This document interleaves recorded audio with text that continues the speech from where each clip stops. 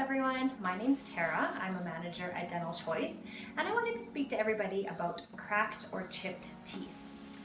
It's really incredible how strong our teeth are. In fact, tooth enamel, which makes up the exterior of your tooth, is the hardest substance in the human body.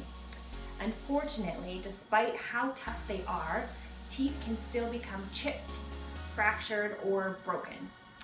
Many things can cause this kind of dental emergency to arise, including biting on something hard, trauma due to an injury, and cavities weakening the tooth. A chipped tooth is one of the most common emergency dental situations we see, and most are not serious. If you're unable to see your dentist immediately, there are a few things that you can do at home to manage the tooth pain and reduce the risk of complications. Rinse out your mouth with warm or salted water to help ease pain and reduce the risk of infection.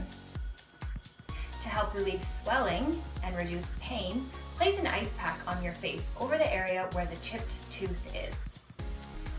You can also cover sharp areas with sugarless gum or dental wax to protect your cheek and tongue.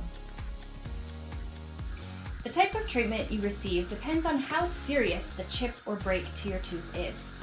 Not all chips require treatment. However, it is important to visit your dentist to find out if one of the more common treatments for chipped tooth is needed. You should make a dental appointment as soon as possible if you experience this issue.